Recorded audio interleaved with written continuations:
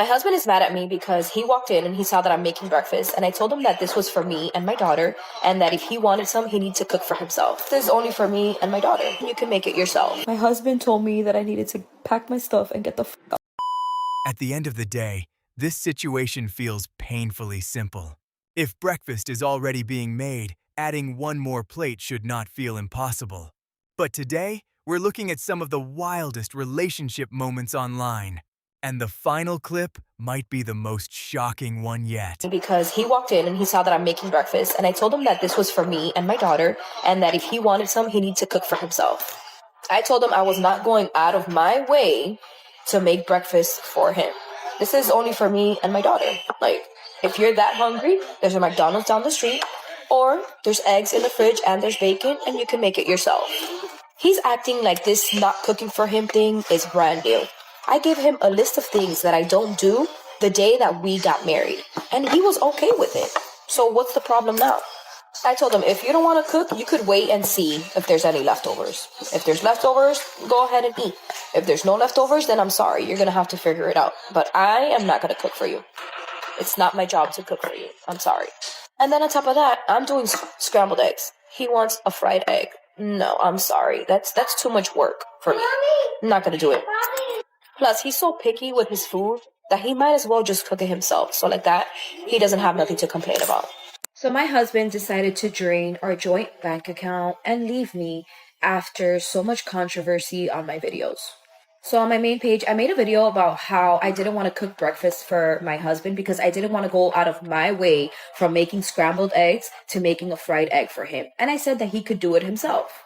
I don't cook for my husband. I never have, and I'm not going to be starting today. I'm sorry. I guess he got, wind of the videos, and yeah, he drained our bank account, and he has told me that I have to leave. At first, I thought he was the one that's going to be gone and that I was going to be able to stay here, but he returned and he said that I need to pack up my things and go. I told him absolutely not, because I have children, and me and my children are not going to be in the street, so I told him that he has to evict me. And the one that gave him this idea of leaving me was his birth giver. Yes. His mother was the one that gave him the grand idea to leave me after 15 years. It's honestly ridiculous and disgusting.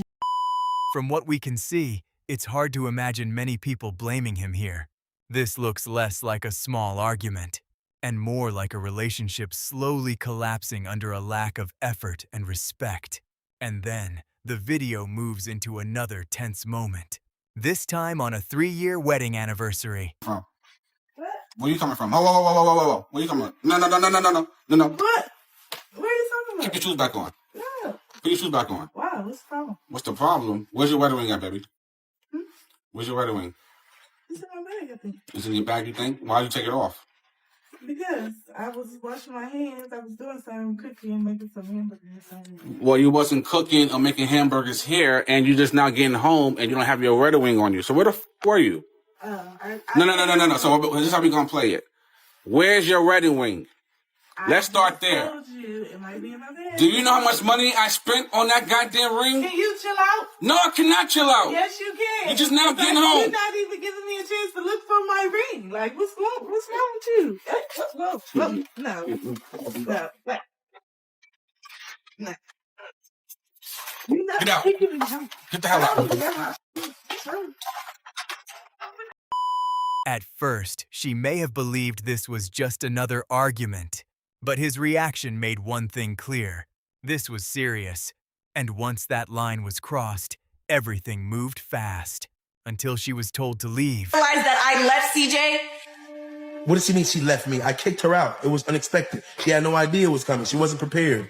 I didn't even want the furniture. I didn't even want the furniture. You didn't buy the furniture. I didn't want the car. I didn't even want the car. You didn't buy the car. He doesn't even give me anything now.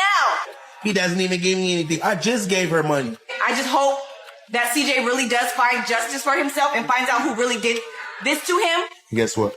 I had a life insurance policy with her name on it for $9 million when I got shot.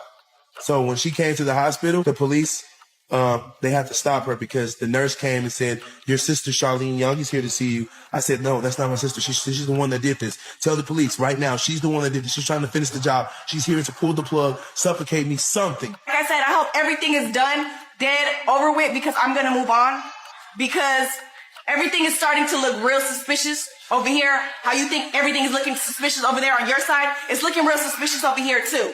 It's looking real suspicious. It's looking real suspicious on that. Then the story takes a much darker turn, with claims involving a $9 million life insurance policy.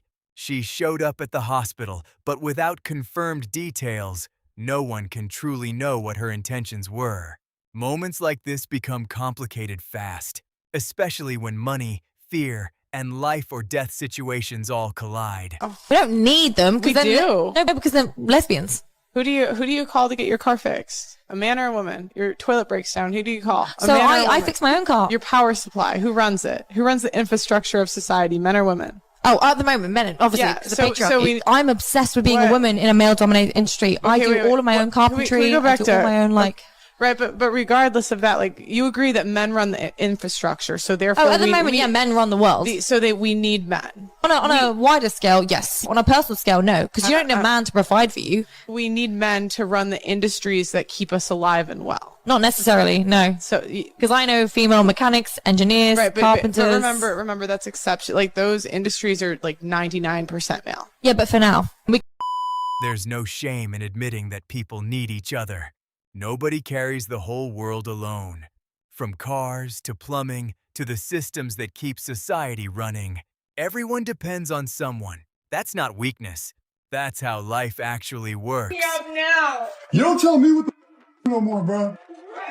Look at this pretty. Stop! We don't know exactly what happened before the camera started rolling. But what we do see is a couple already deep in conflict. The reaction is intense, and moments like this can spiral into something much bigger. Sometimes the safest move is to walk away before one bad decision changes everything. Home from work. Bought her a one-way ticket to Denver on the shittest airline you could get to. Got her stuff packed for her. Go ahead, grab your shit and get out. I'll call you back. What are you talking about? Grab my shit and get Dude, out? I already saw your live Tinder like account. I saw, 500 miles yeah, away. Where the fuck am I gonna you're go? going back to Colorado. I got your one-way ticket. You're going. A one-way ticket? What are you Yes, talking about? you're We are not not coming doing back. this. I'm not going. You're not coming back. No. I don't want this no more. I saw all the messages. I saw the Tinder account. Because how you it's treat me, over. you're probably cheating. No, That's what it is. You're a cheater. yes, get it. No, Get what little bit. okay. No, I already got what little bit you need. Take this. I'll send the rest. Everything could be UPS to you. Get You're out. worthless. Why would you do this to me? I'll FedEx Why your would you do stuff. this to me? I'll FedEx your stuff. I'll FedEx your In that moment, the response seems to pull attention away from the real accusation. Instead of slowing down and facing what happened, both sides start defending themselves. And once that begins, the entire situation only gets messier. Man was working at McDonald's and he treated you perfectly the way you wanted him to. I would not date him. And that's what she said too. That I literally, What is he supposed to give me? Loves you. What is he supposed to give me if he works at McDonald's? He gives you the attention. Go get a better education and grow Hold on a up. second. So when you're judging a man quite brazenly Yeah. and quite actually disrespectfully because of the income that he earns, perhaps he doesn't have an intellectual aptitude, but he's a good person and he'd treat you really well. As somebody who is a prostitute, what is your standard that makes you so much better than him? I have like much more than just a prostitution as a job, though. Like I said, as somebody who is a prostitute, what is your standard that makes you so much better than him? So McDonald's is worse than being a prostitute? Yeah, but I'm not a prostitute. I'm a sugar baby. You have sex with people for money. You're having sex with 10 people at the same time for money. As a prostitute, what makes you better than that man? I'm not saying I'm better than him. So the way you feel about the guy who works at McDonald's, that's the way men feel. That's fine. Everybody about- can. From what's shown, he works at McDonald's and still shows up to earn a living. Her work is also brought into the conversation, and people will judge that in different ways. But the bigger point is this: a person's value should not be reduced to one job title or one uncomfortable debate. What? I get this text from my father-in-law. My father-in-law, not my husband. My father-in-law. I get this. Mind you, I did not build this house. My husband and my father-in-law built it. Mainly my husband. I am very grateful for that. But this is what I come home to after working an entire shift on my feet all day that I now have to clean, even though I did not make this mess. Look at it. I now have to pick up everything off the floor, all of it. I have to clean this entire island, put all of their tools away, clean all this, everything off the floor. I have to get all of this. This is sawdust because they decided to cut things inside my house. And I have to get this all done tonight before my husband. In this situation, it sounds like her husband and his father are putting serious work into building a home for the family. That kind of effort is not small. And sometimes, even helping clean or organize can become a way of sharing the weight, instead of letting one side carry it all. What you did though? Tell him what you did. All right. So I had a girl and he's doing the most. Like, tell him the truth. Doing the most because you get tripped up on your words because you ain't because you're doing the most. You're doing the most. Are you seriously throwing my stuff? Are you putting all my stuff out the door? What are you doing? Because you have to leave. You're not staying here and you think you finna disrespect me like I'm that. not staying here. No. But this is my house. But you finna leave. You finna leave if you're not gonna respect me though. That's what you're gonna do. I told you. I was honest. This is what, look, and people want honesty, right? This is what you get for being honest. Like, are you about to put my stuff down? I'm not going nowhere though. The little stuff you do have. But I'm not going all little stuff I have. Really? What are you doing? No, I can't believe you. Look at you. Look at him. Look. Insecure. I'm insecure. I didn't cheat on you. I did not cheat on you. Because it was a woman.